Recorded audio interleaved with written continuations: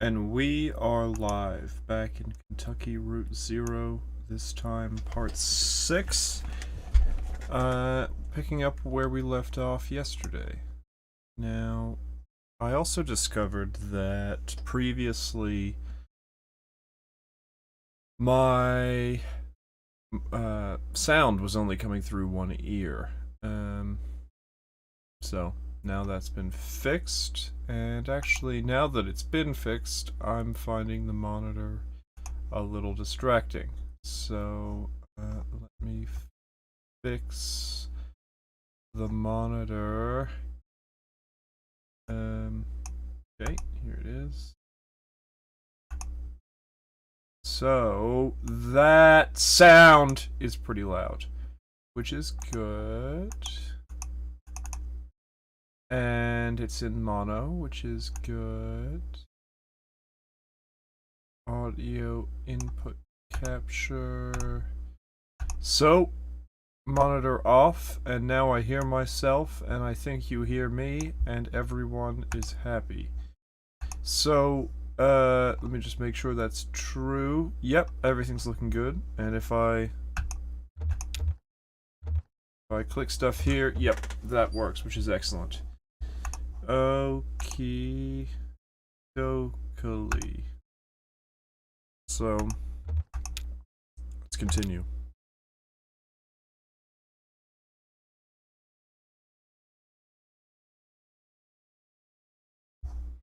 Act 4, Scene 6. A grove.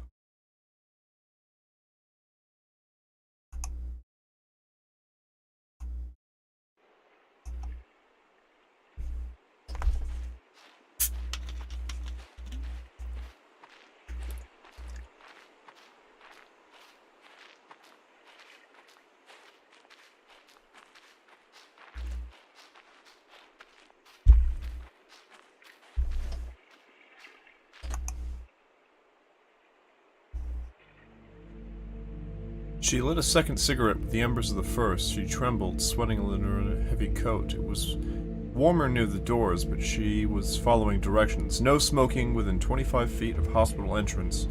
Kate gently rolls, so clearly, lighting a cigarette with the other cigarette is cooler. Oh, do I get both? Kate gently rolls a fallen branch and plucks something white from the underside. She holds it to Ezra to examine. Kate. Pleurisabella porogens. The common name is angel wings. Isn't that pleasant? They have a delicate springy texture and they're tasty, like sweet moss. Would you like a bite? Okay. Ezra takes a small bite and ruminates. What do you think? Ezra, is it supposed to be spicy? I think I got a bug. It does taste like moss. I think I'd probably say that.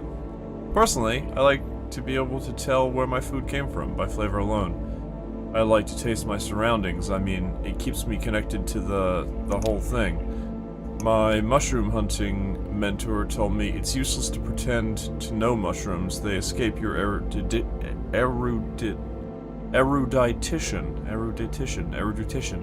The more you know them, the less sure you feel about identifying them.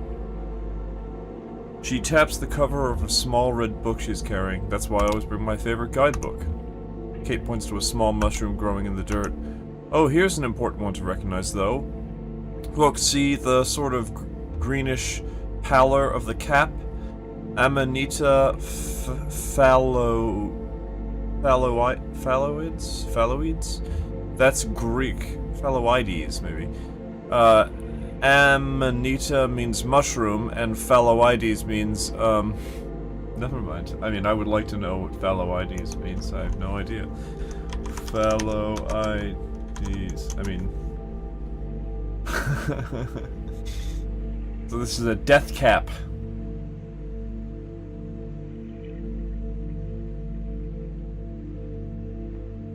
Death cap.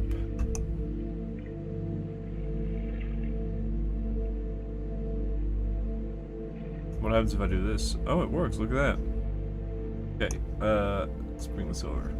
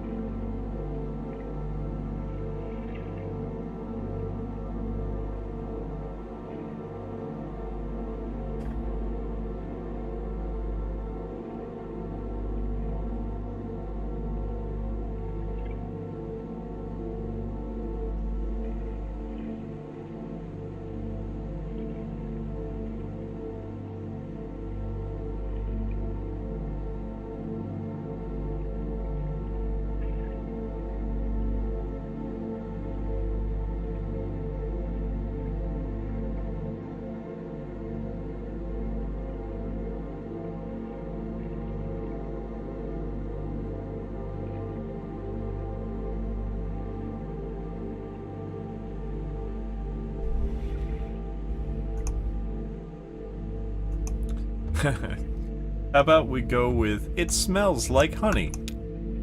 Kate, yeah, sort of nauseating though, right? Sickly sweet. Deathcap, that's the common name. It's killed a lot of people. This little mushroom, including a few Roman emperors. It's a revolutionary. Even the Buddha died from eating a mushroom when he was very old. That's just what they do. Clear away old things, make room for new things. Pretty important, right? I've always thought they deserved a little more respect. Would you like to help me look for a few more? I have a sort of shopping list. Great, look for... Actually, just grab any mushroom that catch your eye and throw them in this bag. Let me know when you're done, and we'll see what you've got. Have fun! That's the second rule of mushroom hunting. The first rule is ask Kate before eating anything, okay?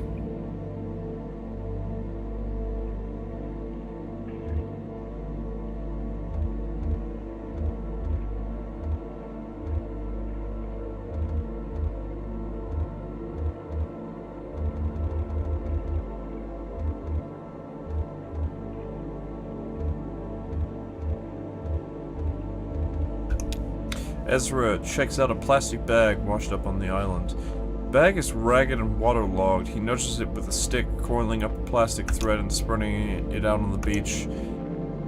He didn't like to play in the house. It was too cold. It seemed to store up the cold at night, then slowly discharge it into his bones during the day, while the sun bounced feebly off the windows. But he liked to play in the woods behind the house. He'd taken a knife from the kitchen, selected for its long, serrated edge.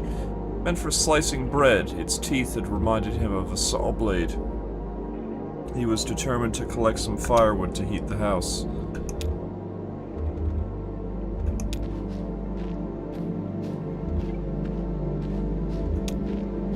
Kate kneels in the grass. Excuse me.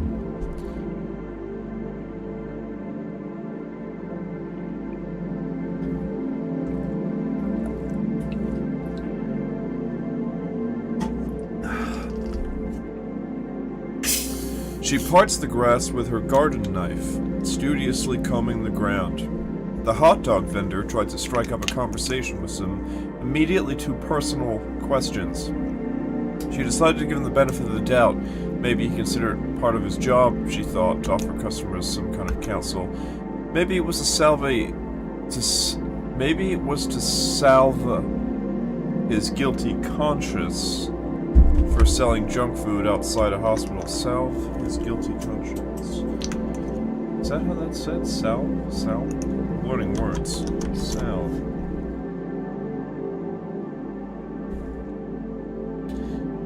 Yeah, as a verb, it means to soothe. Salve. Pronounced salve, apparently. Maybe it was to salve his guilty conscience for selling junk food outside a hospital. There are no mushrooms in the grass. Let's go take a look at the rotting stump. There's almost certainly. The stump is ringed with overlapping shelves of mushroom stripped blue, brown, blue, gray, white. A caterpillar crawls along them.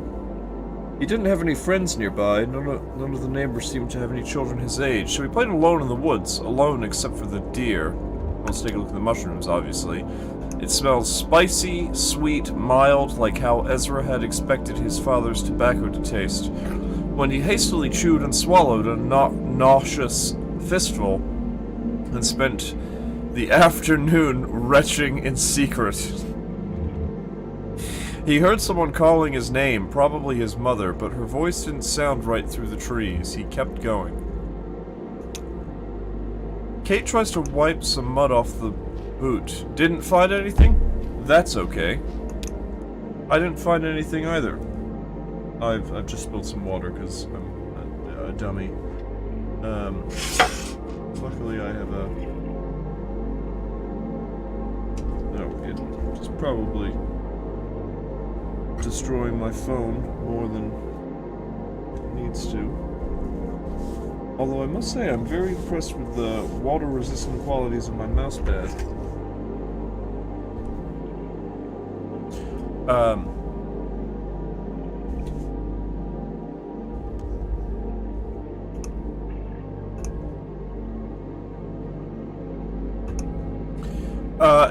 I didn't find anything either. You never know when or how they'll appear with mushrooms. There are a few species that can be cultivated, but mostly the conditions that make them grow are just too complicated and obscure to reproduce. They're one of the only truly wild things left in this world. I mean, even the weather is more or less under the influence of human industry at this point, right? So... well, we're tearing off a piece of the mushroom and putting it in that bag. Ezra closes his eyes and listens to the water and the distant clicking of bats. He tripped on a protruding root and lay for a while in the mud, examining the pale upper branches of a sycamore tree, listening to the soft rumble of a faraway thunderstorm, then louder, closer, and his hair stood on end, and there was the bird.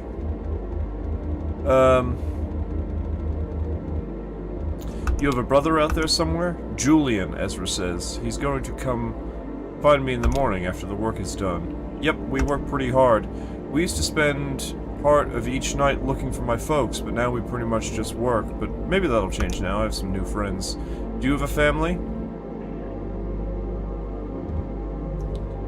I left home when I was very young. Not much older than you, actually.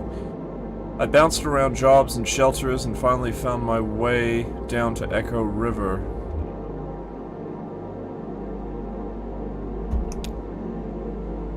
I've basically been on my own since then. Well, that's not really true. Just about everyone who sets foot aboard the Mucky Mammoth feels like family to me now. I guess if nobody's family, then everybody's family.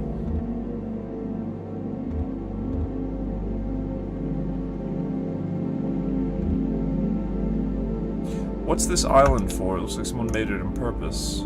Oh, right. It's kind of nice, simple shape. Pleasantly minimum island geometry. I'm sure it could be natural, though. I mean, I don't know if the island itself is man-made or not, but I guess I don't really know about this place, really. It's supposed to be some kind of memorial to something. Will would know more. Sorry, it's a mystery. Ezra kicks the dirt. Months later, she came across a book on homeopathic medicine at a used bookstore and bought it. She thought it was mostly bullshit, but found the author's notes on the unpredictability of mushrooms immediately compelling, spiritual even. She started collecting mushrooms on hikes, never eating them, just collecting, identifying, and discarding. Eventually, she connected with the Lexington Mycological Society and began to study in earnest the medicinal uses of fungi. It's a mystery. I'll search for clues. She put out her cigarette and said goodbye to the hot dog vendor and spent the rest of the afternoon listening to doctors and trying to understand the world as they did, as a list of discrete injuries to be mended.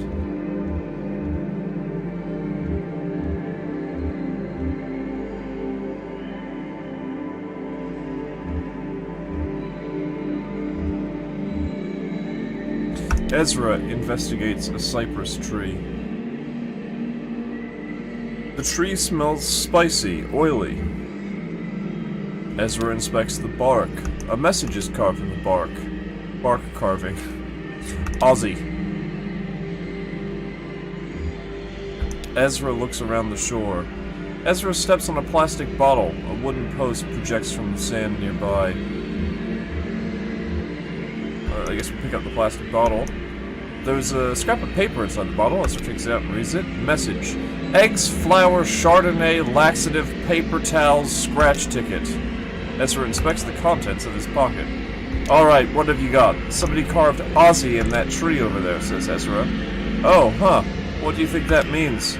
Part of somebody's name, or short for something. Observe 0 yaks. Old zebra yard. Ornery zoologist yacht. I don't know what that means. I don't know what... Yeah, it was a stretch. Ezra, I found this message in a bottle. Looks like somebody's grocery list. Well, Ezra, I can't say... What the hell is going on? All these cats and this yelling in my ears. I think I have to turn it down. But I think that turns it down for... Oh, the level's still okay. Well, Ezra, I can't say I know that all adds up to. Like I said, I wish Will were here. He'd have some local history for us. We can ask him back on the boat. Kate and Ezra look at the old battleship drifting nearby. Oh, there it is, the Iron Pariah. Don't worry, it's just passing by. I don't know much about it firsthand, but I've heard things. Supposedly there's nobody even aboard. No people, I mean, there must be something on there. Life is everywhere, rats, insects, and kind of hardy mold. Part of it could be flooded, and host to some of the eyeless fish that live in the Echo. Hey, maybe there's some mushrooms growing in there, slowly consuming military rations from over 100 years ago.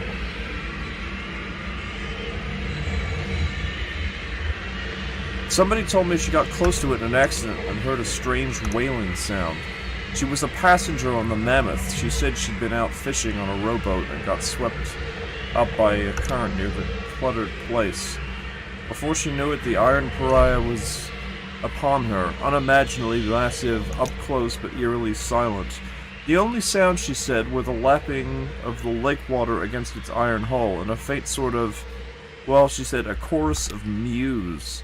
I'll be damned if I know what that sounds like. I've never gotten close enough to the ship myself.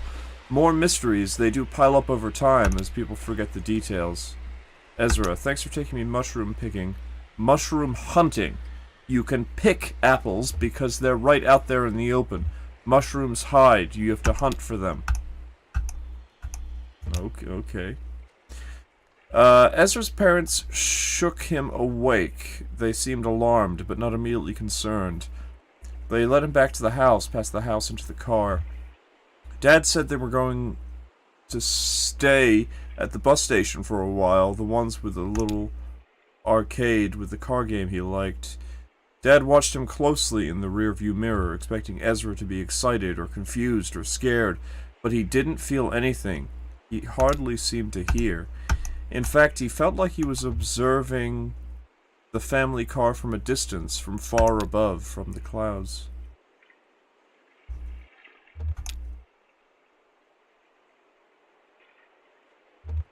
Let's stick around.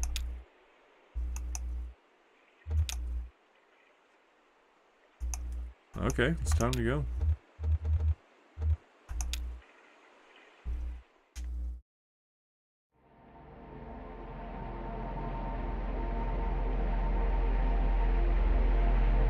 See that rough circle of rough rocky protrusions near the shore? It's more intricate than it looks. More than 2/3 of it is actually underwater. I haven't seen it myself, but listen to this. It's man-made, and the rocks weren't placed according to their size, so what's visible is more or less uniformly random selection of the overall shape. It looks like it might be a spiral, all told, or maybe some kind of meditative labyrinth. At the head of it is a petrified oak stump. that was moved here from above ground, of course, decades ago. That's where the ceremony took place. The Lock-Lucks were married there. Many frail-tongued observers said that they should just go with lock or luck or split the difference with look, even lick, or anything else, but that was never going to happen.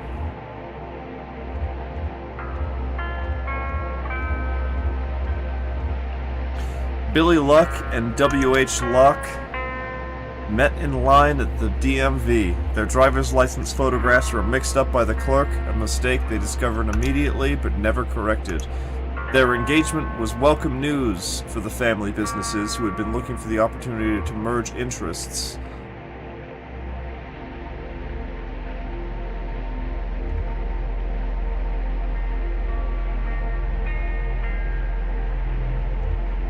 The Locks ran a busy printing press, and the Lucks managed a fleet of bicycle couriers. The natural next step was to start a local paper, what would become the Echo River Evening Record. The ceremony itself was humble and perfunctory, and it must have somehow involved these rocks.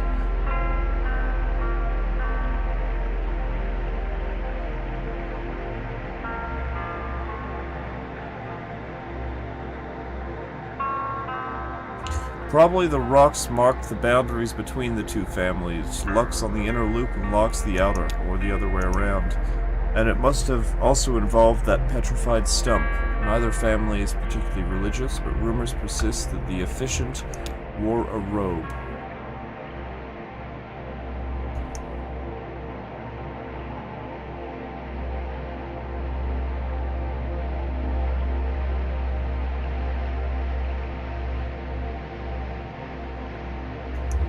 Shannon helped me fix up a mushroom stew in the kitchen.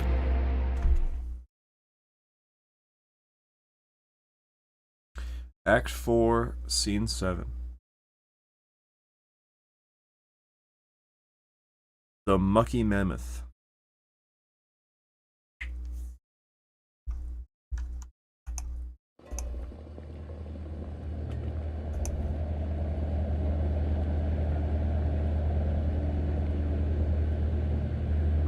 Add a few of those really big caps with the slimy gills. I shouldn't say slimy, moist. The lady in the video called for portobello, but I prefer never to know a mushroom by name. We're stopping at a restaurant soon, right? Sure, Sam and Ida's. This stew is for tomorrow. It has to simmer all day. Some things are just better done slowly. We've added the anonymous mushrooms, so next we, I've got the recipe video on pause next door. I used to follow a recipe I learned from Ida herself, the best cook you're gonna meet on this river. Of course, it had a few secret ingredients. She has the good sense to preserve some mystery around her cooking. Better for business. Ida is so shrewd, she swore me not only to secrecy, but to ignorance. I had to promise to forget the recipe just as soon as I cooked it. Let me tell you, it's not so easy to forget something on purpose as you may think, my friend. Not so easy.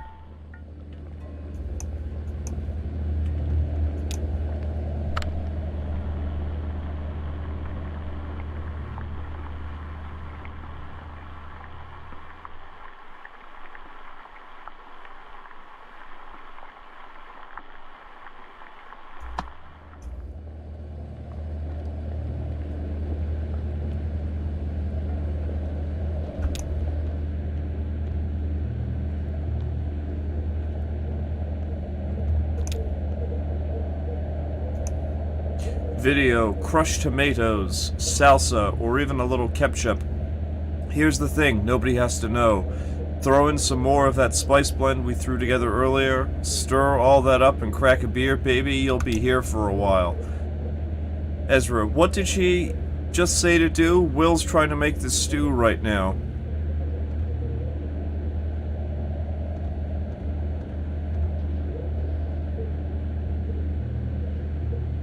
She just said to add something red. I saw some maraschino cherries in there. Maybe I can help him figure it out. I got kind of sucked into this program.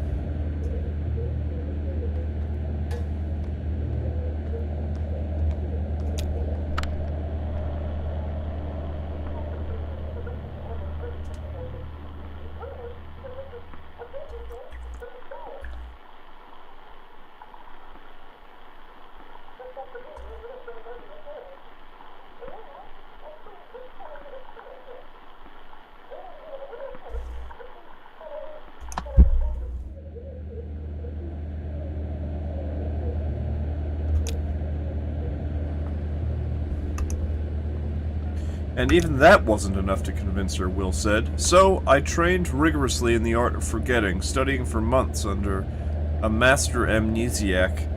Finally, I learned to forget so quickly and accurately that I was able to convince Ida to share with me the most obscure secrets of her kitchen. As a demonstration of my trustworthiness, I forgot the names of my own parents, right there in front of her. Every time I wanted to cook this legendary stew, I'd call Ida up on the telephone and ask her for a quick, temporary reminder. Here on the boat, we haven't got a phone line, so I have to seek out culinary wisdom on videotapes of cooking shows. So, back to the matter at hand. Next, we add some crushed tomatoes. Will, oh, it's you. I thought, never mind. Hello. Don't have crushed tomatoes. I have some ketchup. Kate says to Shannon, hey there. Could I ask you to Will? Wait, why are you cooking? We're stopping at Sam and Ida's in 20 minutes. Will, it's for tomorrow. Kate, oh well, just don't forget about it this time. I'm not scrubbing up any more boiled over sludge. To Shannon, sorry, listen, I have a favor to ask. There's a package for the telephone exchange and I can't get the mammoth back there. Could you deliver it for us? Thanks a lot. I've got the dinghy all ready to go. Maybe take your friend with you. One of you can man the outboard motor, and the other can aim the flashlight. It's dark.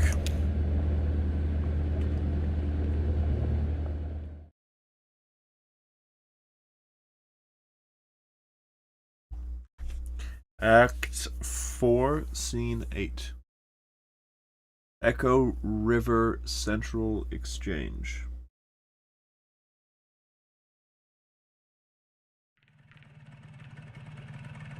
Kate, thanks again for your help. This is about as far as the tugboat can go. You know, noise and lights disturb the bats.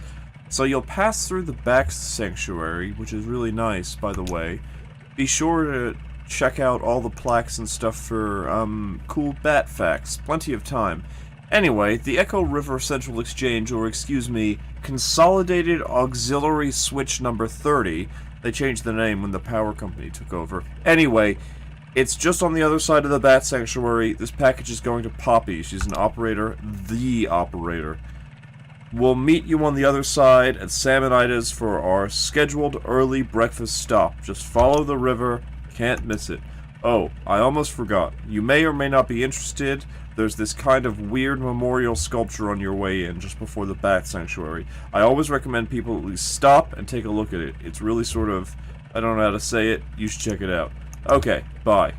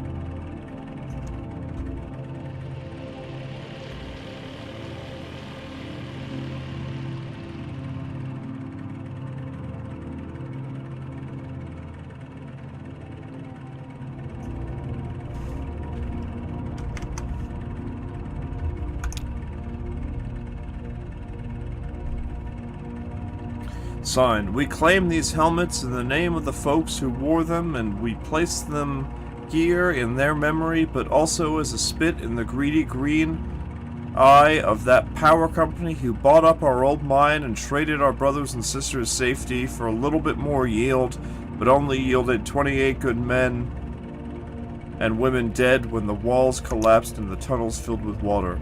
Their lungs were black, but now they're washed clean and full of water, too, and swept through hidden tunnels into some awful cave, and we will never find. And so we guess the water buried them for us, so let this here be the marker of their grave. And if any son of a bitch from that power company wants to take back these helmets as company property, just you try and see what will happen next. Hey, Elkhorn. That's the mine we met in, where your folks, worked. Looks like it's been here a while, and sure as hell wouldn't want to mess with it. You think whoever wrote it is still that angry? I don't think you ever forget anger like that. No, I guess you probably don't. This probably stirs up, I mean, how do you...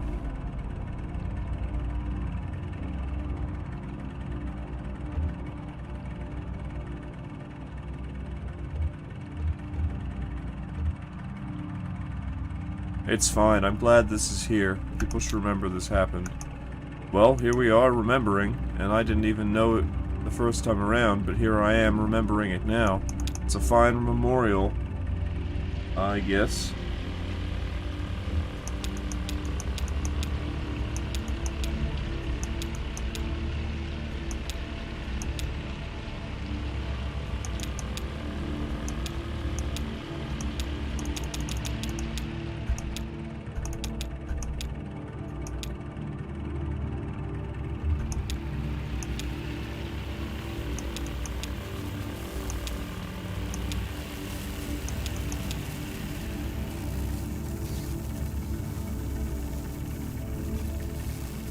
Conway? What? You look at me like I'm crazy.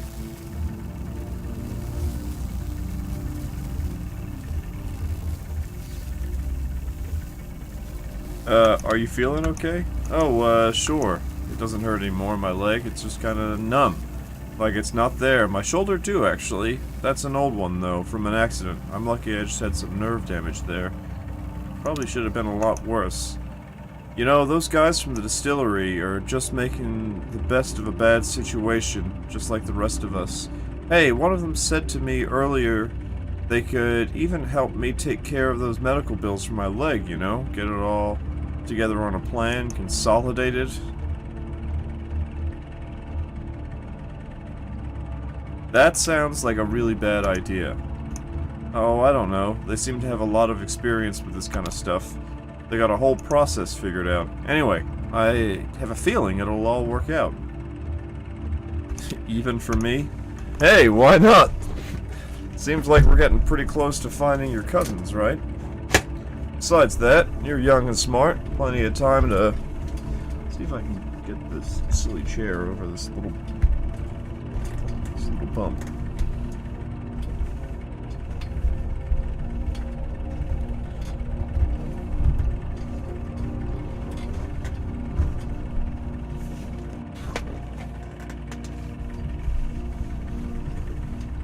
Oh yeah.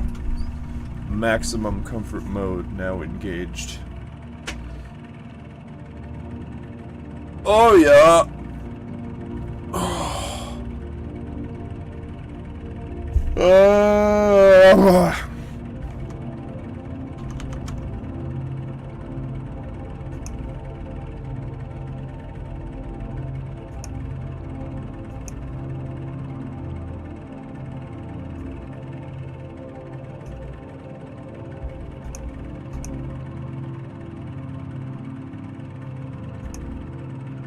Why not? It seems like we're getting pretty close to finding your cousin, right? Besides that, you're young and smart. Yeah, listen. That old truck I've been driving around belonged to my boss, Ira. Lizette's husband. To be honest, Ira didn't seem to like me very much, but somehow Liz got it into her mind that he would have wanted me to have that truck someday. Maybe to make up for all the yelling he did, or maybe so his ghost could hold it over me. Just one more thing I feel like I owe him for. Anyway, they got their own trucks at the distillery, and now that the antique shop is closing up, I've got no use for that old truck. I was thinking you could take it.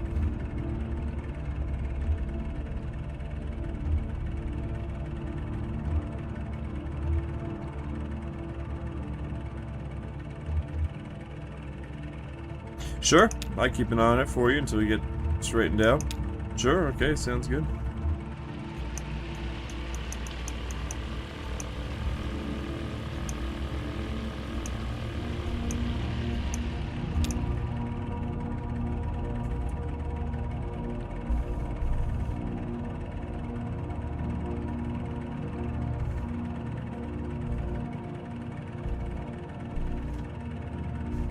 Visitors to the Echo River nomadic brown bat artificial hibernaculum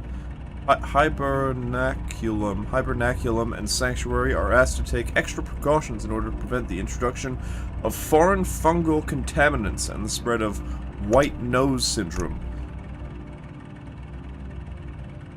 Please do not visit the sanctuary during the same day in which you visited any cave known or suspected to host bats infected with white nose syndrome. Please do not leave your vehicle. If you must leave your vehicle, please remove shoes, clothes, jewelry, headwear, and eyeglasses to ensure that you do not bring any foreign spores ashore with you. Please do not touch any bats or structures. The nomadic brown bat is confused by light. If you are using a lantern or other artificial light source, be aware that it may attract and confuse bats. If you are approached by bats, do not panic. Relax. Stop your vehicle and switch off your light. Never touch a bat.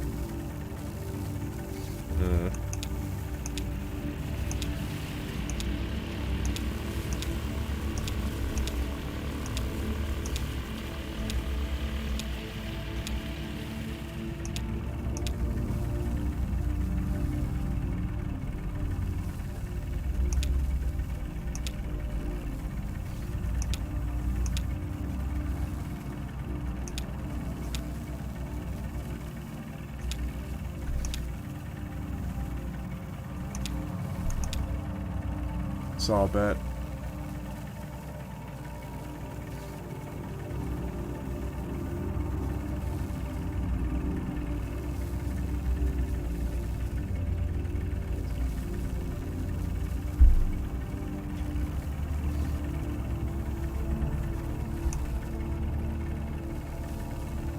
I mean, do you think I need to turn my light on here? What if we just do it quickly? I just heard a bat.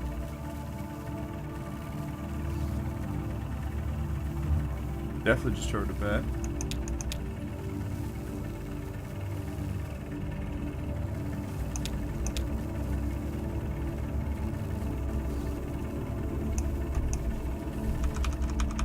Go, go, go! Full steam ahead! Come on, what are we doing?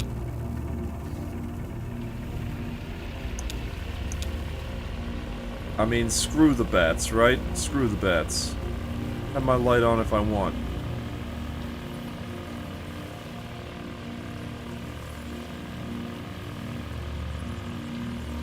It's not my fault the bats can't handle the thing that covers the earth. Bat fact. Ever talk with your mouth full? Bats do it all the time.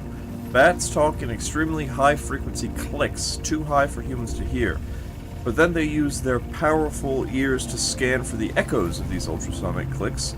By comparing very subtle differences in the time these echoes take to come back, differences of just millionths of a second, bats are able to picture their environment with enough accuracy to catch a flying insect.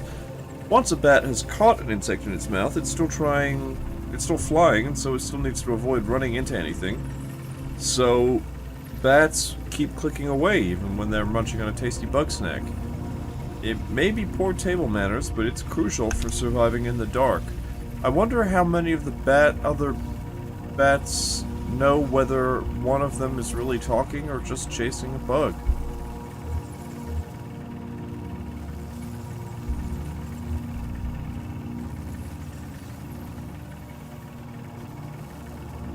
Sometimes it's hard to know with people too, said Shannon. Oh yeah, like, how about this weather? I guess there are layers to it, right?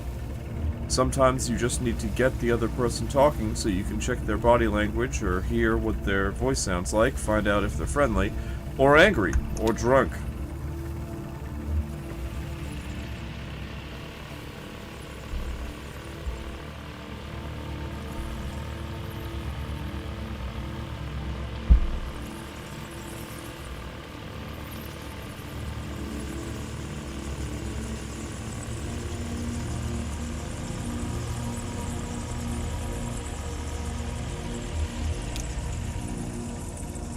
Bat facts. The nomadic brown bat's natural diet mostly consists of moths and other small insects that breed along the river.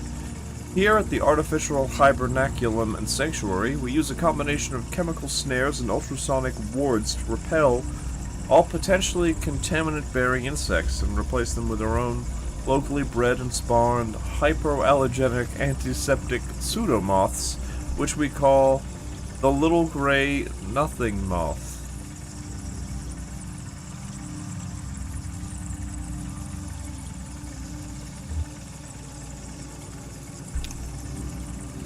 You may be thinking that there are other moths and insects the nomadic brown bat would have been eating, or are very much relieved that their natural predator has found another food source. Not so. We've installed netting and highly effective moth traps along the river where the nomadic brown bat normally hunts, to balance their escape from the food chain. But eating moths isn't the only systemic contribution these bats make. They also produce a potent fertilizer in the form of guano that helps plant life thrive along the Echo River of the shore of the Lake Leth. In order to minimize the sanctuary's impact on subterranean agriculture, we collect that precious guano here at the Hibernaculum and manually distribute it throughout the cave. It's a full-time job. Sounds like a lot of work.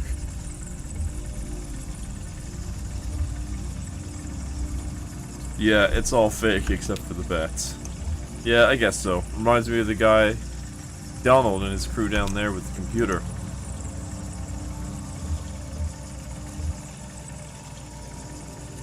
Right, it is reassuring to know someone's taking care of everything for these little bats. Yeah, who's gonna build the people hibernaculum? Maybe we'll build it ourselves. Maybe we already did. Like the folks in the mine. You said they used to buy stuff. Fans, canaries, and those little trinkets to make it bearable. There's still a lot of stuff down there. It feels cluttered, but human. I just mean, all people need is enough to pretend we're home, and we can make it anywhere. You get kind of philosophical when you're drinking. Did everyone ever tell you that? Yeah, I guess I do. No, this is nothing. I used to have this drinking buddy who would get loaded and tell the weirdest damn riddles, like which is more musical, a truck passing by a factory or a truck passing by a music school. Huh, count your blessings.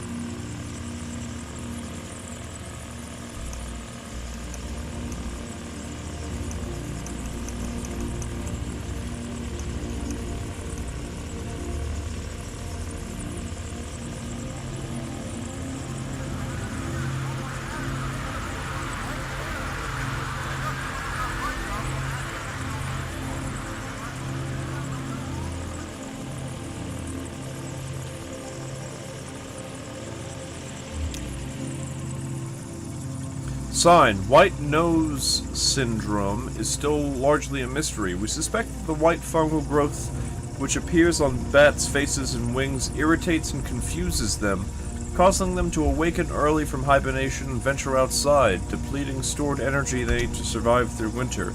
But biologists are nowhere near curing the disease. It spreads quickly and it's highly fatal. In this way, white nose disorder has drawn some comparisons to colony collapse disorder, as suffered by bees. White nose syndrome and colony collapse disorder are sudden, violent, and mysterious. Will honey bees and the nomadic brown bats Be 2 more lost species wiped out in a geological blink and forgotten to natural history? It's possible that a cure won't be identified in time, so the sanctuary of this artificial hibernaculum is our best hope of preserving them.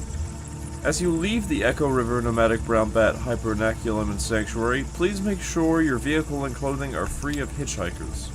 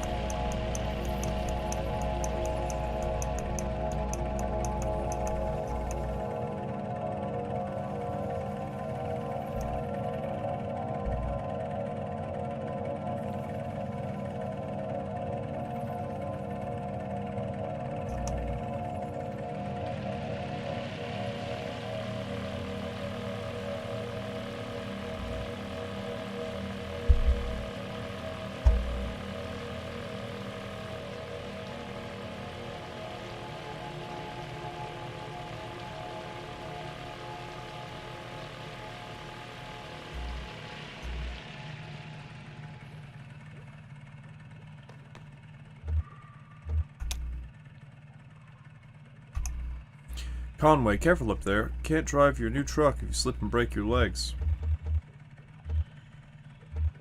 You too. Try not to make any more bad deals while I'm gone.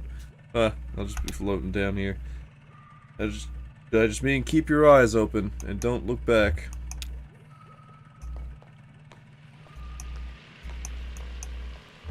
I mean, I want to know what the deal is with this old man here. Dashiell softly. Could be bypassed with another capacitor at 100 narrowfarads to reduce noise.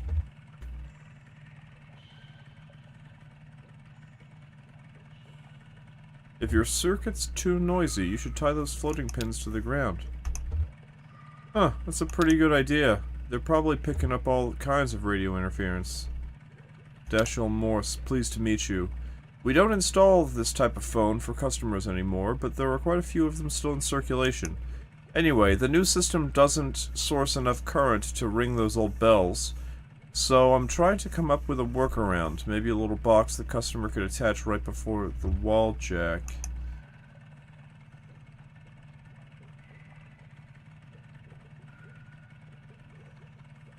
Sounds like a good gig fixing all phones. Oh, well, yeah, I'm here just about every night.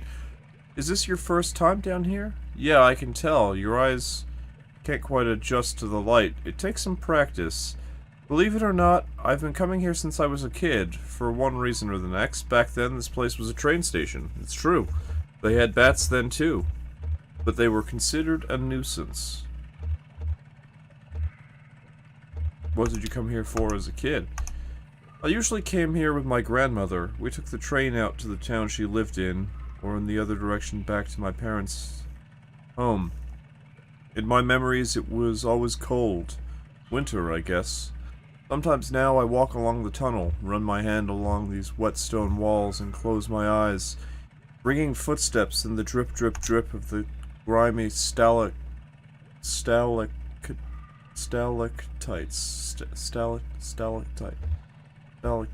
Blah, blah, blah, blah, blah. I want to find out how to pronounce this. Stalactites. Stalactite. Stalactite. Stalactite. Ooh, I'm ghostly. Let's see. Ah! Oh no! Ah! I wonder what happens.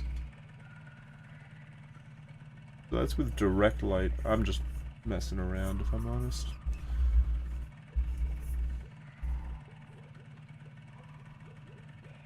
But it helps for the light to be a little indirect. It doesn't matter.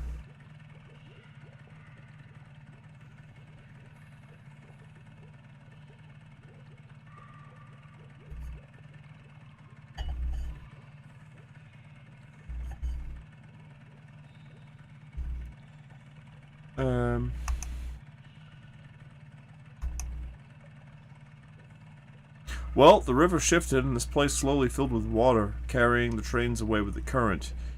It does that, the river, and I don't begrudge it. It's a good reminder that everything we have is borrowed, even trains. Eventually, someone at the Bureau of Reclaimed Spaces heard this place was still empty, so they moved a phone company in here.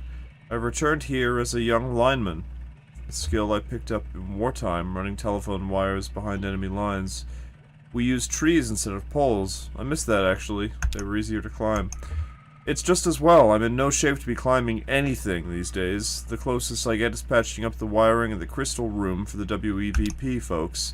WEVP, that's community television. I've volunteered there for a number of years.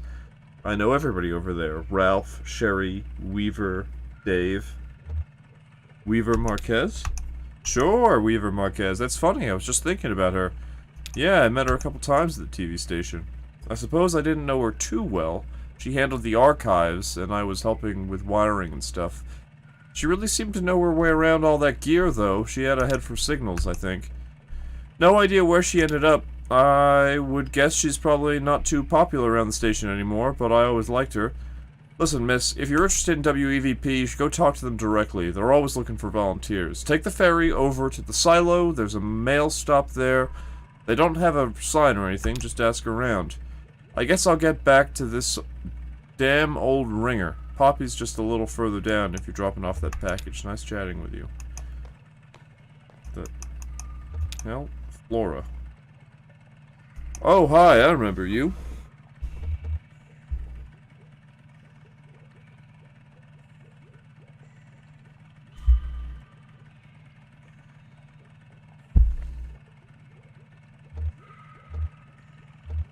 What are you doing down here?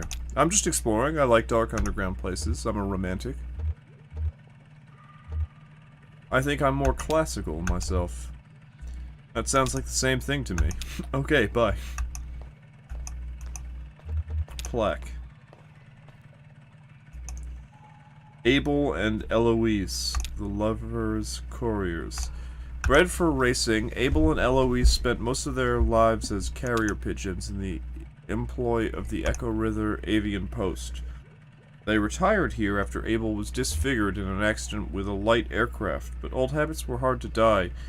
Abel and Eloise would pick up scraps of paper from the ground, the trash, even pull them out of the pockets and deliver them to other people nearby, to delight or embarrassment. Word spread, and travelers passing through this tunnel began to come prepared with love letters, poems, and other written desires to pass indirectly through these pigeons. After a hard day's work, Abel and Eloise would always be found nestled closely together in a disused newspaper stand set outside for their habitation, and that's where we left them.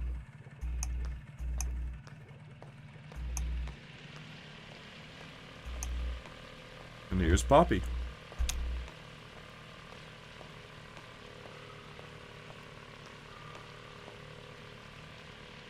Just set it right over there by the light, sweetie. Thanks. Actually, just a minute. Who does that parcel claim to be from?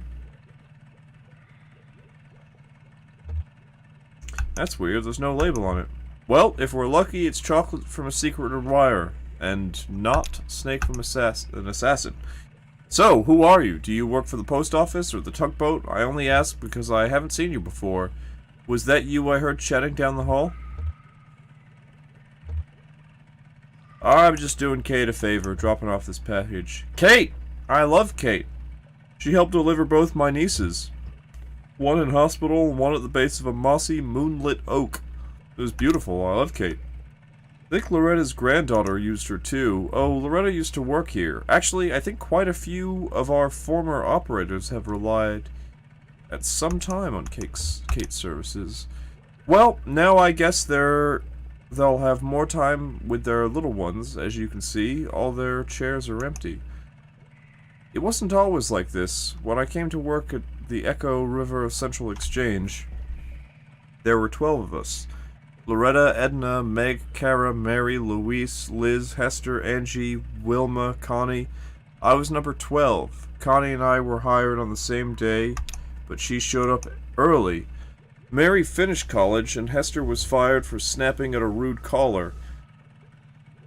But he had it coming, and I hear she did just fine on her own, so they hired Beryl, Jana, and Sachiko, which brought us up to 13, and that was as many operators as we'd ever had here at one time. The power company came along, buying up all the lines, and one day they took the exchange as a throw-in, like it was nothing.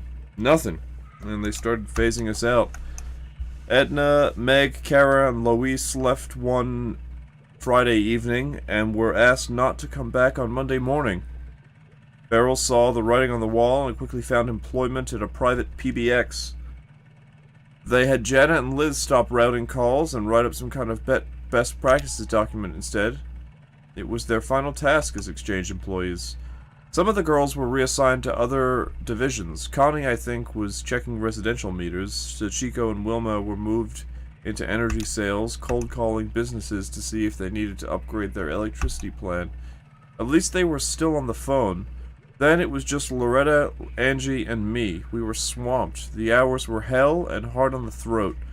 The voice with a smile became a croak. I was gargling warm salt water in the break room, sipping from a thermos full of hot honey broth stashed under my chair. Oh, I brought a lot of extended technique to the switchboard in those days.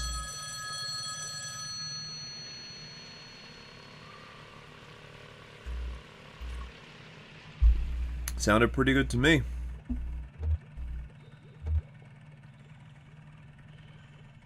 Yeah, I'm impressed. So, where was I? Extended switchboard technique. It was all about the timing of your breath. Some girls got lightheaded doing too many calls in a row. With that upbeat dynamic inflection, they made us keep everything intelligible. It was very physical. So after a few months, it was just me. A new automation strategy was announced, and this place was rechristened Consolidated Auxiliary Switch Number 30. If it's automated, what do you do here? It's not fully automated. There are still some gaps in functionality that need a human touch. And you know, it really is all about touch here. Sound is a vibration, a touch you feel in your ear. So my voice is my touch. And we're talking, we're touching, even on the phone. That's an electronic touch, an intimate little shock that makes your tiny hairs tremble. So that's not even what I mean when I say it's about touch here. When the power company first tried automating this old exchange with fancy new transistor arrays, the switchboard caught fire. It was just too much, too fast, so they tried using some clunky old mechanical relays. But then the calls were getting mismatched and out of sync. It was a nightmare. Their technicians determined that the phone system down here had been designed ad hoc over decades around the specific tempo of its human operators.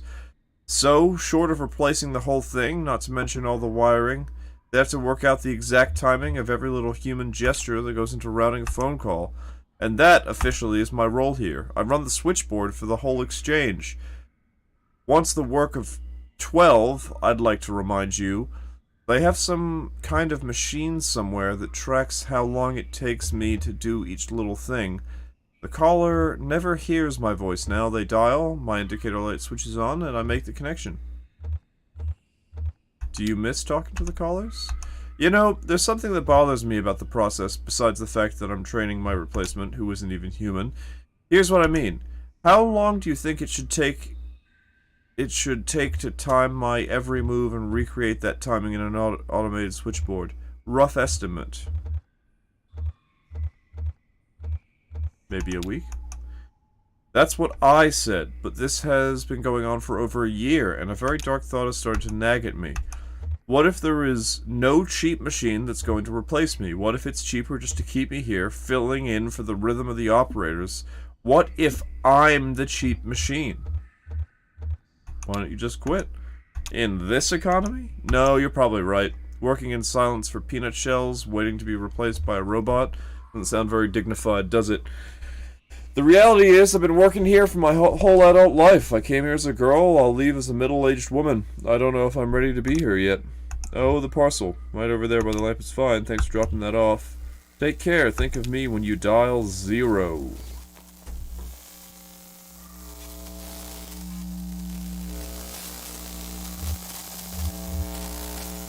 The hell?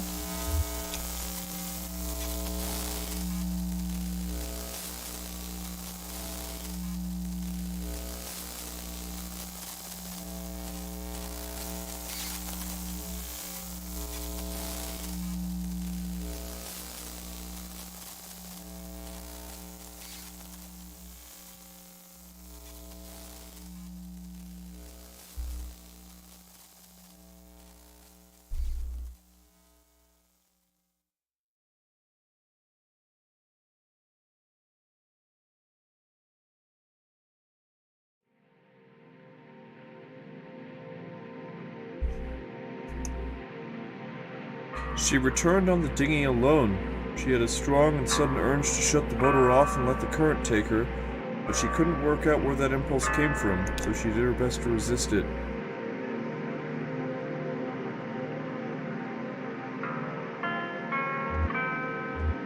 She met a guitar player pedaling a floating bicycle, and his dog in tow. He said they took turns. The water was cold, and the floating bicycle, while technically marvelous, wasn't quite buoyant enough for the both of them. Swimming is hard work, the hardest work that dog's ever done, he expected. They've been traveling this way for most of the night, struggling through the icy water, stopping to recover when they could find a rock large enough to start a small campfire. He had his belongings stuffed into a weathered guitar case at the end of a thin rope. It floated pretty well, so we only had to keep an eye on it and occasionally free it from the rock or some driftwood it caught on. She asked him if he had a guitar in that case or just clothes. He would have played her something, but the case leaked a bit, and he didn't think it would sound right until he had time to try it out.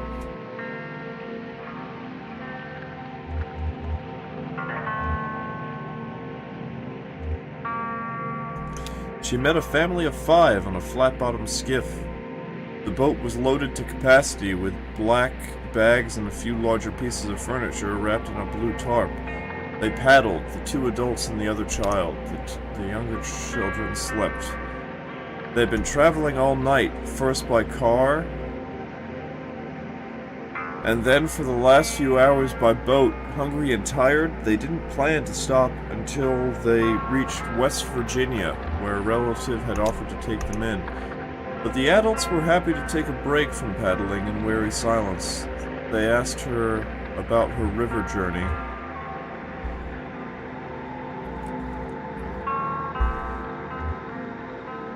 She told them about the memorial. They were sympathetic. No miners in their family, but he was once injured, had a warehouse job, and had to fight for disability pay. They knew what these companies were like, and what it was like to have to assert your humanity to them. They wished her well, and pedaled on toward West Virginia. She met a flower salesman on a raft. They floated alongside in buoyant pots. Bobbling untethered, he corralled them with a long pole and a stream of small adjustments. She leaned over the water to get a closer look. He just started work for the day, so his stock was full. He pushed a few bouquets her way. First was an elaborate bundle of pomegranates arranged in the Roman style. He said it was for a particular kind of person. If it did remind her of anyone specific, she'd better move on. Next, a delicate mixture of dandelions. He was feeling distracted when he first designed it, but some customers found it hopeful. Finally, an elaborate mixture of snapdragons made to look domestic. He suggested it would make an appropriate apology bouquet. He drifted away with the current, pushing his flowers along with the raft. She gave in, shut the motor, and floated for a while. Then, she knew what she'd been craving. A moment of silence.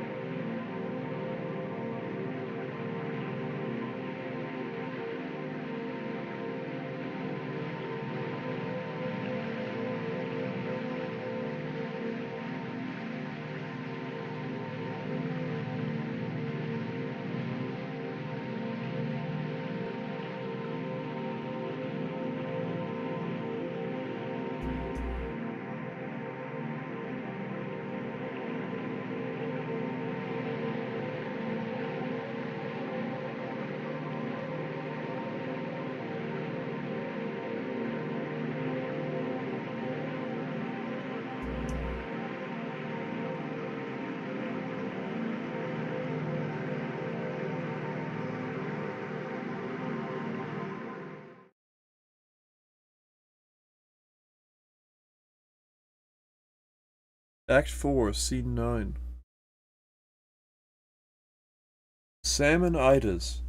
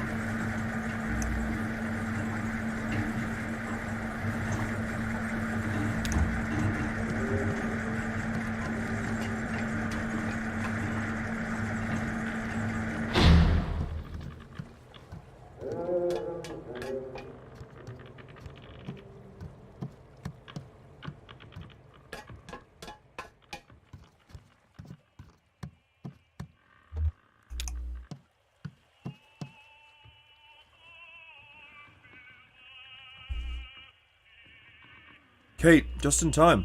We've already finished eating, but we're about to place a to-go order for Clara. She's back on board, getting ready for a show. Take a look at the menu. I'm sure there's something you'll like. Ida is a bit of a local celebrity, for her cooking, I mean. Junebug. Hey, Ezra. Hey, Ezra was just asking about you. He's around the corner playing a video game. Maybe go let him know you two are back, or where's the old man anyway? Eek.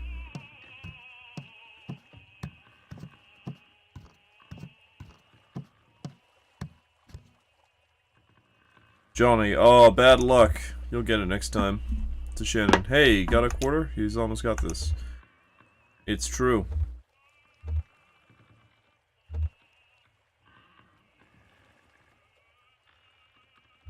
Sure, I have 1 quarter. Thank you.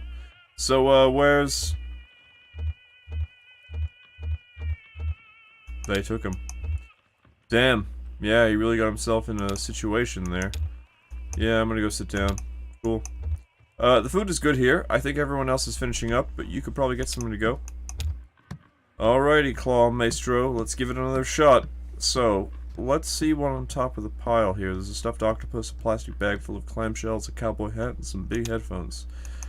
That octopus has a leg wrapped around the boombox underneath it. The shells are pretty clear, but I don't know if the claw can really grip the bag well. The cowboy hat is in the corner, so it's kind of tricky to tell if it's wedged in or not. Those headphones might be a good bet, but I can't see the cord. It'd be wrapped around something. What are you gonna try for? Headphones.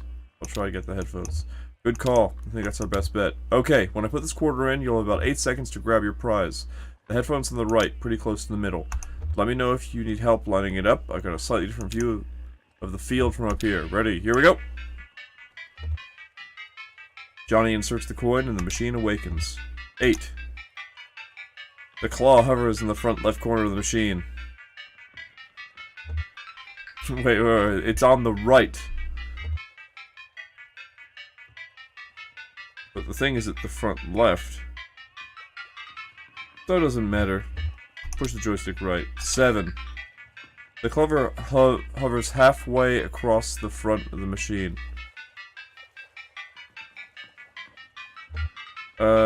Up. 6.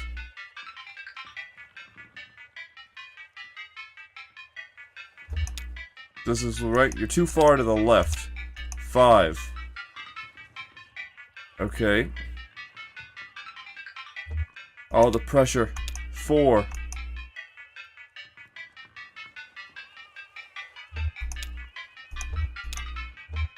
Yeah, looks good to me. Let's go.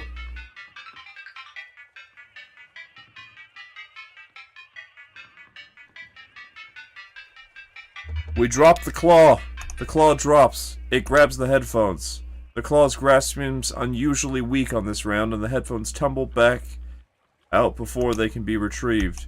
Oh, you were robbed. I guess the house always wins, except on Tuesdays. A friend of ours always said that. Never really knew what he meant. Oh well. Hey, listen. It sounds like that old man you were following around, I guess he had to leave.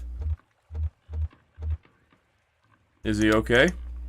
Yeah, he's okay. I mean, I'm sure he could be better, but I don't think we need to worry about him.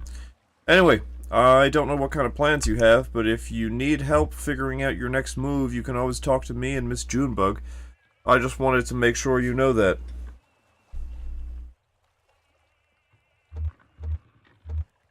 I don't know what I'm gonna do. Me neither. You're in good company. Hey, maybe we could still have time to poke around this place a little. They have some pretty wild stuff in here.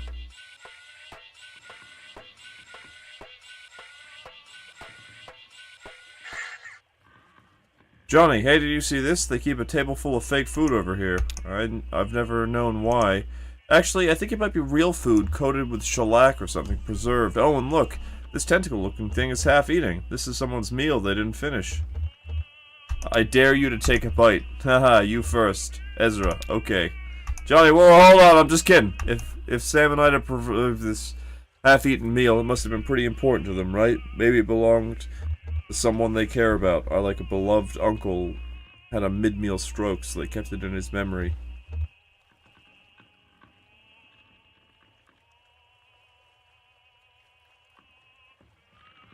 Yeah, like those sunflower seeds my folks left behind. Oh, I'm sure your folks are fine, though. Are you worried about them? No, they're gone. There's nothing to worry about. I just miss them. Okay, well... I don't know what the deal is with this table, but something... weird. Somehow I thought it was his truck. And delivery and all. It was, that's what she's saying, but he gave it to her before they took him away. Kate to Shannon, but you're going to deliver it anyway? Why? Somebody's waiting for those antiques. Have you got a name or just an address? Maybe it doesn't matter. Even having discharged all that whatever it is under the lawn, I'm sure you'd still have to fulfill your friend's obligation. Johnny and I will help you unload when we get there. Lift with your legs, Cricket. Yes, ma'am. Ida. So, how was everything to Junebug? How was that sweet cave snail? Junebug. Devastating. You're a killer, Ida. Well, I can't take all the credit. Sam came across the whole cave snail colony down there about a year back, and we've been leaving them rock candy for them to gorge on since. We just harvested earlier this month. Yes, it's all about patience down here. Everything grows more slowly in the dark. There's a fish in Lake Leith that lives to 200 years, and its flavor profile only develops at about 75. Got a pot of bones in there that's been stewing for at least a week. I don't even remember why I put them on. Come to think of it, I don't even remember what kind of bones they are. Oh, we need one for the road. Clara said she wanted, something primordial, she said. What does that mean? Kate reviews the menu. I think she meant something from very deep in the lake. Ah, could be. Kate, hand Shannon the menu. Here, you pick. I'm no good at this. Shannon inspects the menu. Shannon, she'll have...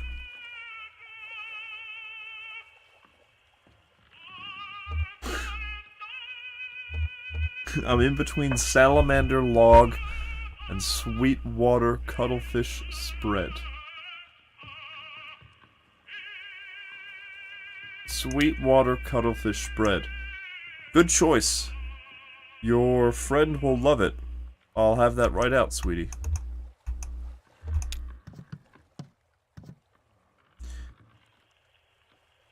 Ezra leans over the table and carefully examines the preserved food and drink.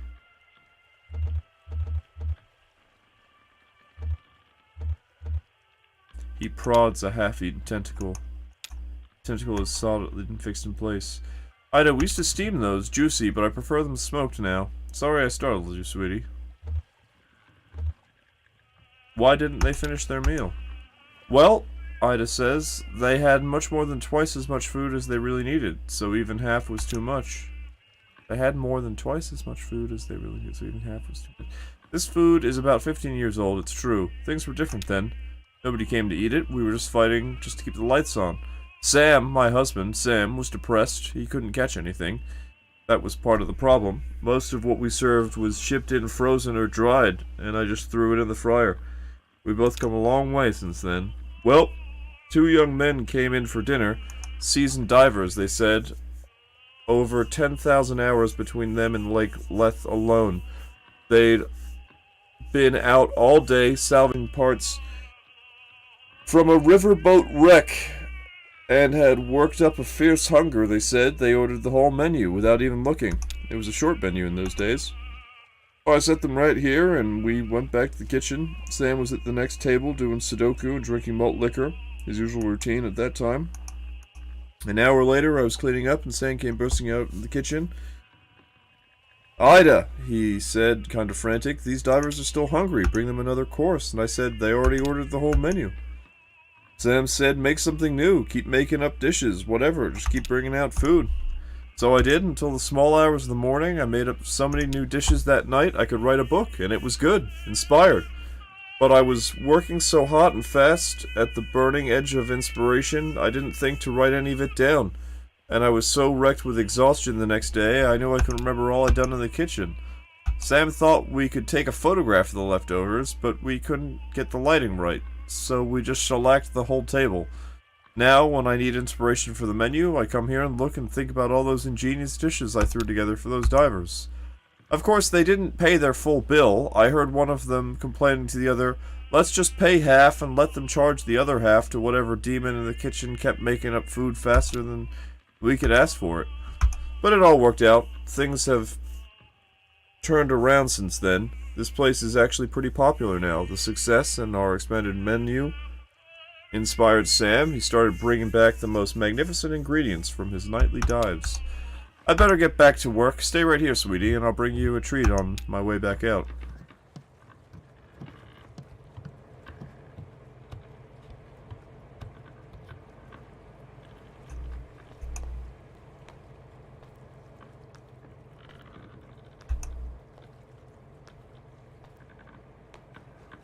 Sam, well, buddy, I guess you're the catch of the day. The one and only. Huh. So, what are you? You look like, well, some kind of squid, I guess. Kind of a mopey little guy, huh? Yeah, I can see it in your eyes. You smell like kinda dusty, dry. Where the hell you been swimming? Skin feels like sandpaper. Huh. Well, she'll figure something out. I think I'll call you Gray Squid. Welcome to Sam and Ina's, the one and only Gray Squid. I hope you enjoy your stay. I mean, not too much. Have you ever seen a creature like me before? You were pretty far down there. I wouldn't be surprised if I was the first. Except there were two divers who went before me, long ago. Maybe that was before your time. How old are you, anyway? I wonder. They ate here once, back in the bad old days. Two young guys, could have been brothers, maybe. I was in the corner with my coffee and crossword. I hadn't been able to catch a thing, so I'd have just fried up something from Frozen. Well, these guys were hungry enough to eat it and asked for more, and they did at least as much talking as eating. See, like I said, they were divers, and like I said, they may have been brothers. There were kind of rivalry between them. I just had to write up their check, but I slipped calmly and quietly into the kitchen for a minute and told her to just keep bringing out food. I figured they wouldn't notice, caught up on their boasting as they were, and I wanted to listen. They went back and forth for hours about all the deep and dangerous dives they'd been on, new tunnels they discovered, all the weird creatures they'd encountered at the weirdest depths of Lake Lith. It was like a dance, no, like a boxing match. Each story went deeper than the last, and I listened to every word of it. Memorized every description of every tunnel and diving route they discovered. That's my map now, you see. For 15 years, I've been using routes those two young divers discussed right here at that table. Yeah, I could write a guidebook at the depths of this lake, but I don't dare. Someone would steal my good diving spots, and then where would I be? See, people come here from all over town just to try our daily catch, because they know it's unique. Ain't you proud? Since I can't write any of it down, I just preserve that table where they had their meal so I can look at it and jar my memory. Like they were eating pickled crab when they talked about the shipwreck full of salamanders. Pretty clever, huh? It's my own secret code. Well, I'll be straight with you, Gray Squid. There is one feature of this arrangement that I find unsettling. In fact, I lose a decent amount of sleep over it. I told you those boys were competing, right? One-upping each other. I mean, each getting wilder and more dangerous as they traded tales. Well, I navigate mostly in the dark down there, just going by touch and kind of mental picture I can construct from their detailed boasts, And every time I explore a new diving spot from those recollections, I have to weigh it against all the risk I'm heading back into a dangerous falsehood. One of those men could have felt for a moment like he was losing some ground in their little duel, so he could have slipped a fake one in there, maybe told a fib about some dive he went on and found a colony of blind shrimp living in a discarded refrigerator, and when I get down there, my diving bell cracks open a sharp rock where he said that fridge would be, and that's the end of Salmonitis. To be honest, that possibility puts fear of death in me every time I touch water. What the hell is going on?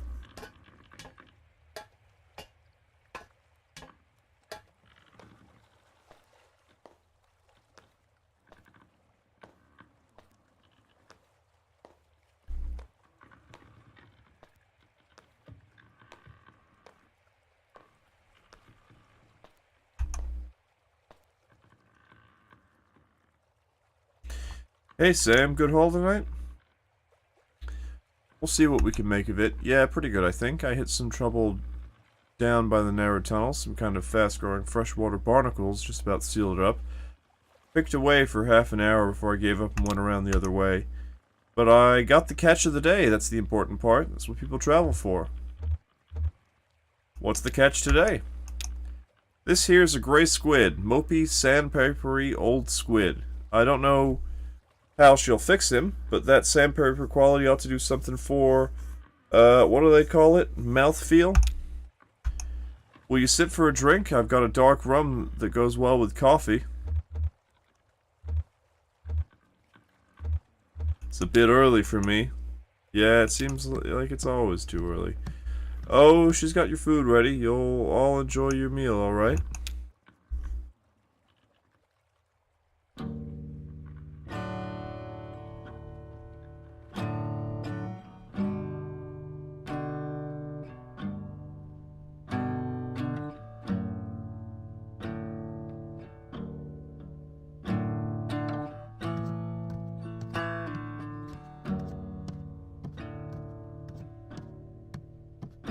This world is not my home. I'm just passing through. My treasures and my hopes are placed beyond the blue. Many friends and kin have gone on before, and I can't feel at home in this world anymore.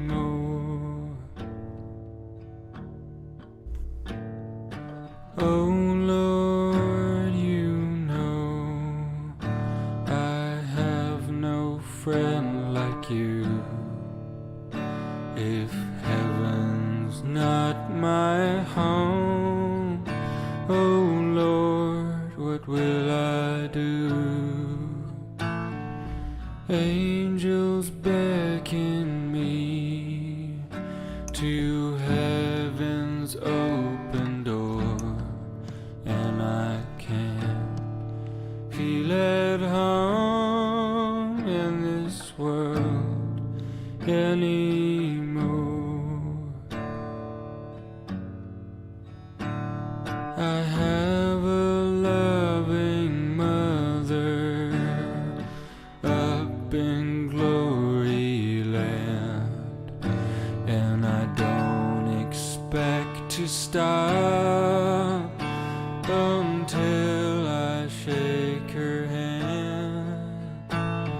She's waiting now for me in heaven's open door, and I can't feel at home in this world anymore.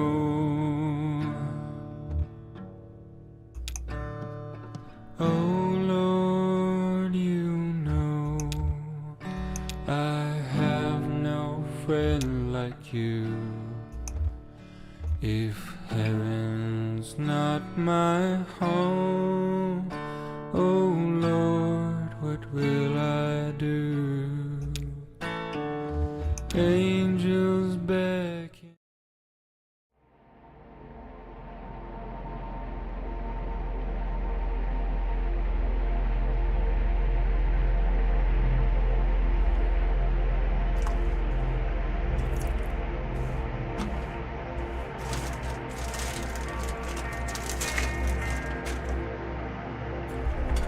See that? Just looks like a swirling mess of garbage, doesn't it? Well, that's what it is. I don't know why trash seems to collect right here, of all the spots in the lake, but it's always been that way. Everyone just navigates around it, like it was an island or something.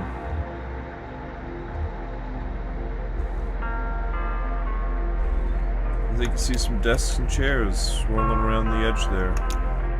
Those all in one desk like they have in schools, if I remember right. It's been a few years since I saw the inside of one. They must have washed down from somewhere. Never known there to be a school on the lake. Oh, there was a Gemini School of Beauty. It was run by sisters Cassie and Paula, indistinguishable except for their haircuts. But I wouldn't think they'd have used their desks like that. We used to stop there most every night to let someone off for a cheap haircut. Student stylists, you know. They spared many a sailor the pain of a botched do-it-yourself do. But I guess they got in deep to the power company. Those blow dryers and curling irons burn a lot of coal. A shame they had to close down. The haircuts are gone, but the hair keeps growing. Yeah, this cluttered place makes a decent local museum. It's a good history as I could ever tell. I hit the button before. We arrived at the small neighborhood sometimes for the residents. Okay.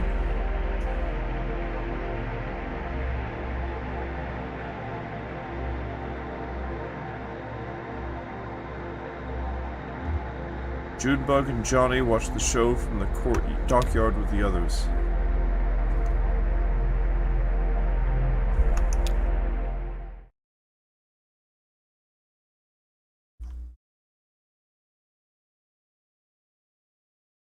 Act 4, Scene 10. A neighborhood.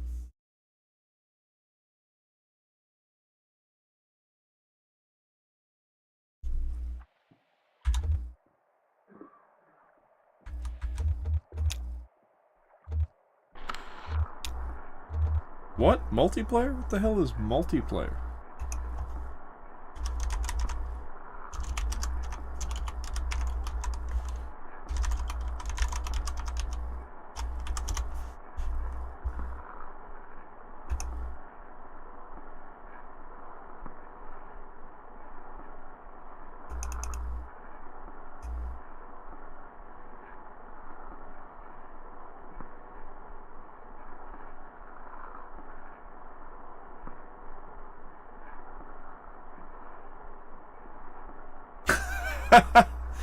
Okay.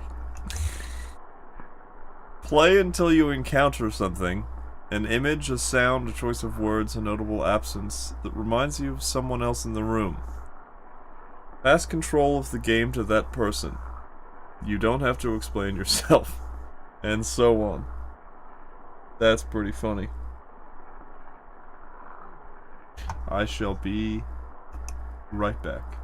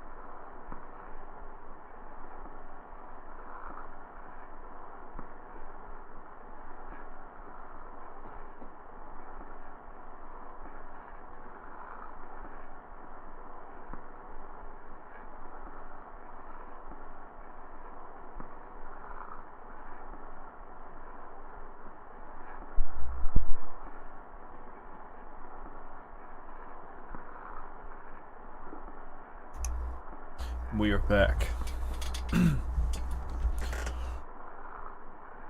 It's time to get the chair back into relaxation position. Locked in, relaxation position. There we go.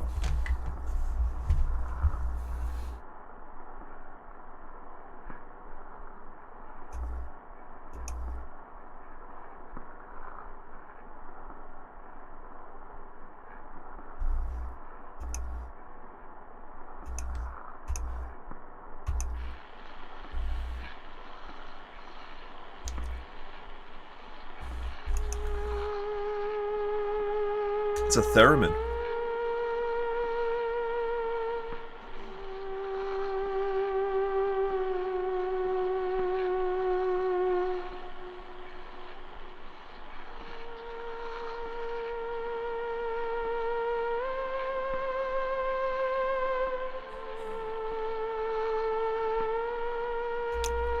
Oh, I remember this, Johnny says.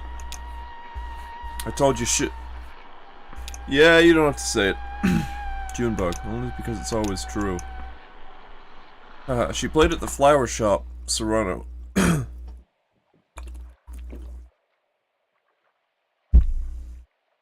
He was having trouble with his tape machine, so he just droned out on the lap steel, and he got really into it, and he went on for, forever. Everyone was falling asleep. Not everyone, Junebug says. I remember the air was warm, perfumed. You were playing with some petals you found at the door, and I was looking at the ceiling. I remember the ceiling was glass. During the week, that room was a greenhouse. I don't know where they put all the plants when they had bands in. Maybe outside, if the weather was nice. It was nice that night, warm and smelled like spring. I remember the folding chairs, so uncomfortable. But I guess it was their only option. They had to pack everything up during the week so there was room to display the flowers. Yep, he's a natural-born tape player. So, we're talking about him earlier at the gas station. Sure, I haven't forgotten Cricket. Johnny, cool, yeah. What do you think about Ezra traveling with us for a while? We were in the back. Just watching Serrano. Serrano was getting really into it. We just let it wash over us. Started nodding a little. You pinched my elbow and we slipped quietly out of the room. If I sound hesitant or something, it's just... When we met, we were nothing, just these little gray shadows. And filled in, and we did all that encounter Ezra. Sure, he's just a kid, but he's already a person. What would that do to our system, our chemistry?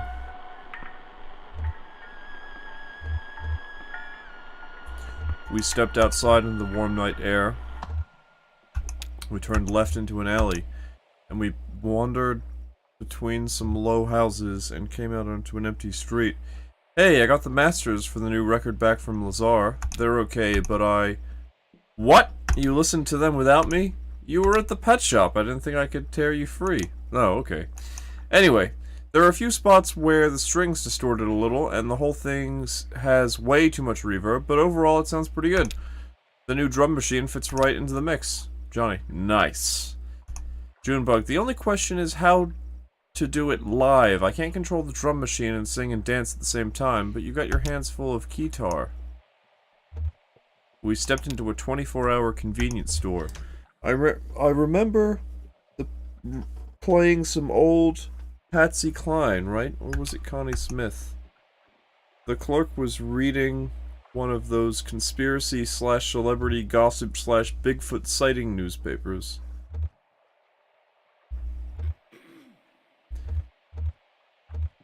We didn't buy anything. We made our way back to the greenhouse. We must have taken a shortcut or something, because I don't remember the walk back at all. We got back to the greenhouse just as Clara was tuning up. She relaxed her shoulders, took a deep breath, raised both hands in precise positions, and started shaking. Claire hit a note that made the glass rattle in sympathy of 2 octaves lower. She looked like a sorceress, tearing down the building with an effortless wave and some incredible focus, coaxing the empty air into some kind of moaning, rattling demon. That's the thing about the theremin.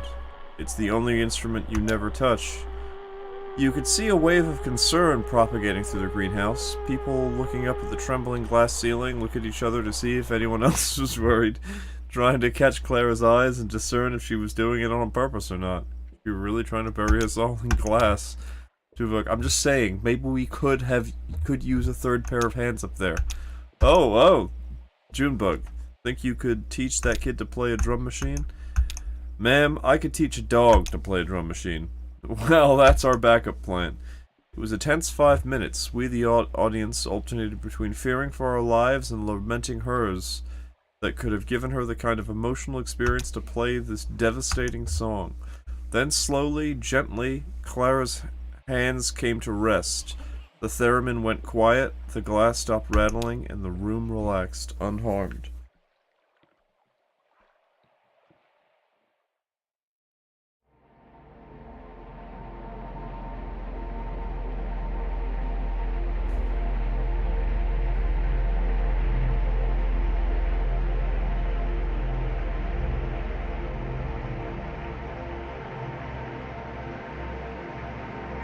I met a photographer once. I mean, one in particular. She even took my portrait, I can't imagine why. She said it would immortalize me, that it was a metaphor, of course. She meant I'd never be forgotten. As she was disembarking, not far from here, actually the film fell out of her bag and she borne away by the current. I was working on deck at the time. She shot me a sad, oh god, I wasn't bothered. It's no shame to be forgotten. Our passengers, 2 lighter, disembarked on the mail stop by the silo. They couldn't seem to get that old truck started up again. We managed to roll it off the barge with only a minor scrape or 2. At the last minute, Clara decided to travel with them for a while. Kate and I said goodbye to our friends, new and old, and the mucky mammoth rumbled down the echo.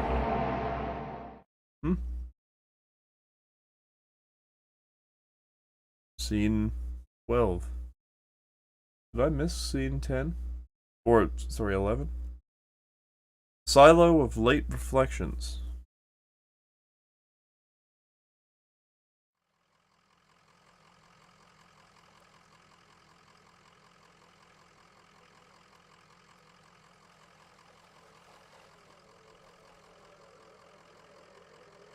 What's this place like, Dogwood Drive?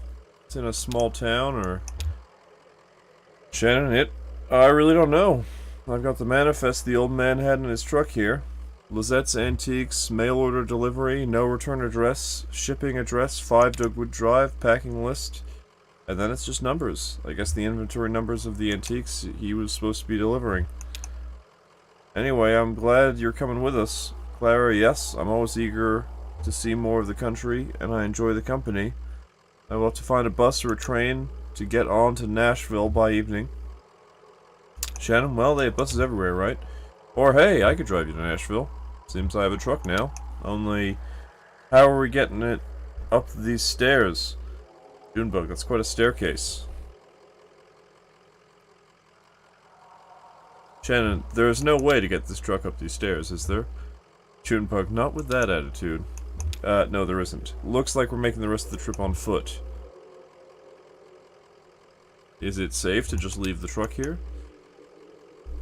Sure, I don't think anyone but us could get it started again. To Johnny, alright, Cricket. Let's get this delivery packed and tied into bundles. We're hiking it upstairs. What's in there? Antiques, I guess. Ezra, antiques. Yeah, antiques are... It's like junk, but people will pay for it. Oh. Sorry, I guess you'll be taking the bus after all. It's okay. It will be an adventure. Shannon sighs and stretches. Tired? Don't worry, lady. We're almost there.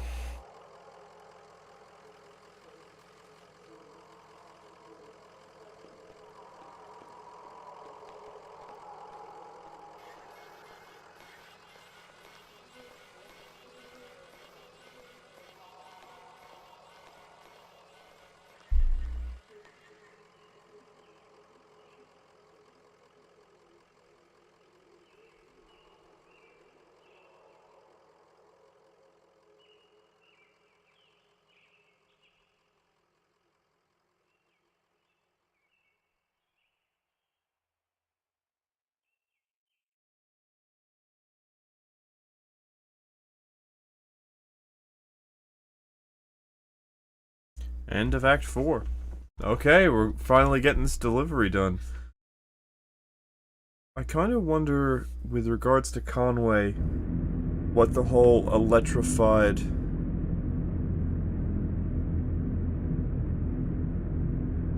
skeleton thing is.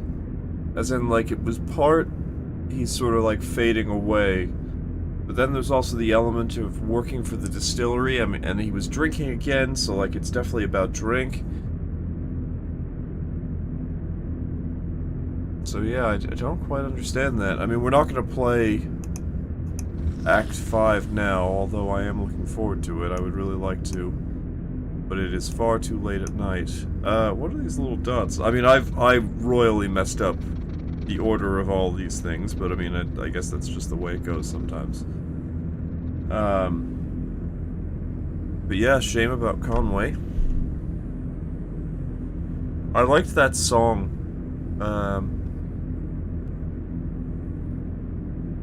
Talking about how, what was the chorus now?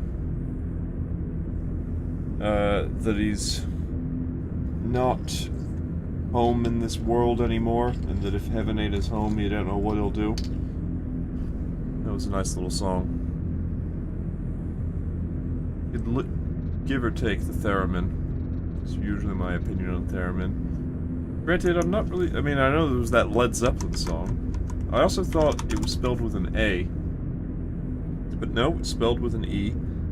So who the hell plays the theremin?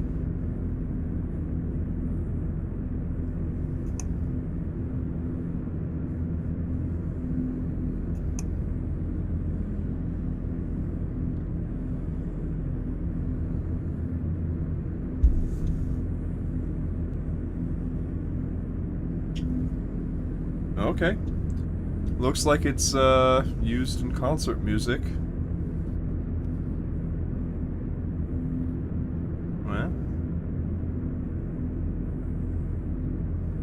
And Moog make one. Very interesting.